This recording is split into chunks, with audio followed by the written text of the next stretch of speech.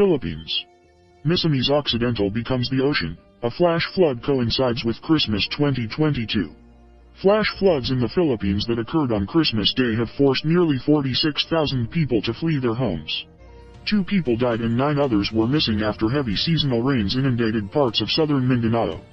The festive celebration of Christmas on December 25, 2022 is set for the residents of Misamis Occidental, Philippines, a country where the majority are Catholics. The water was chest up in some areas, but today the rain stopped, Civil Defense worker Robinson Lacker told AFP by telephone from the town of Jinjug. According to him, as many as 33,000 of the 45,700 people who were evacuated from their homes. The Coast Guard said it had rescued members of more than 24 families in the town of Ozamis and the town of Clarin at the height of the flooding. 2 deaths were reported in the town of Jimenez. The central and southern Philippines were hit by bad weather as the disaster-prone nation of 110 million people began a long Christmas holiday. Millions of people traveled to their hometowns for family reunions during this period. The Coast Guard also said high winds and huge waves sank a fishing boat on Christmas Day off the coast of the central island of Leyte. 2 crew members died, while 6 others were rescued. More than 170 residents of Jinjug City were evacuated due to flash flooding, according to a Facebook post by the head of the Philippine Red Cross Richard Gordon. Marlon Pajo of the Jinjug City Office of Disaster Risk Reduction and Management said it started raining in their area on Christmas Eve. There were times when the rain let up a bit, but after an hour it continued to rain until morning. That's why there was an increase in water in our area, all the major rivers here in Jinjug, he said. Geographically, Jinjug is located in the middle of the river, so the city of Jinjug will most likely be affected. According to Pajo, the floods are slowly subsiding in Jinjug, but it is not yet possible for the residents at the evacuation posts to go home because the rain continues to fall. Omanal noted that most of their province was hit by severe flooding, including the capital Oroquieta. And then, the municipality of Jimenez, the municipality of Sinacaban, the municipality of Tudela, Clarin, and the city of Ozamis, also affected, he added.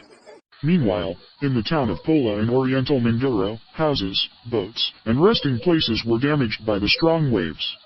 Water was overflowing the levee. Even though the levee was large, the water was still overflowing. Flooding was growing near the city. The entire city was almost overflowing with water. So many homes were damaged, resorts damaged, Mayor Jennifer Cruz said. Cruz said 300 families were affected by the floods and waves. He has distributed relief items to affected families. He had distributed relief items to them.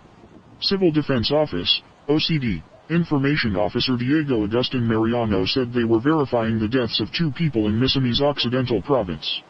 He also said 9 were reported missing due to flooding. 5 from North Samar, 1 from Leyte and 3 from Misamis Occidental. Mariano said 18,407 families were affected in regions 8, 9, and 10, which were affected by the shear lines. In addition, 9,197 families have moved to evacuation centers or are currently living with relatives. Damage to infrastructure was initially pegged at P280,000. 43 houses were reported destroyed by the floods. The provincial government can still provide for the current needs of the community. I believe after this, we will assess property damage, infrastructure damage, agricultural sector damage. So we're going to consolidate the data and what we can't provide. We will make representations to the president for any support they can give my province. Furthermore, Omanal said they had difficulty in coordinating because of power supply problems and weak signals. Neck-deep flooding was reported in the Tudela area, where only the roofs of residential buildings were visible. Meanwhile, the Office of Civil Defense, OCD, said its initial estimate of agricultural damage was currently P52,729,614. Most of the damage was observed in Region 5 where flooding destroyed irrigation and crops. OCD Joint Chief Information Officer Diego Mariano said the total economic damage would depend if the sliding lines would continue to trigger serious rains in the affected areas.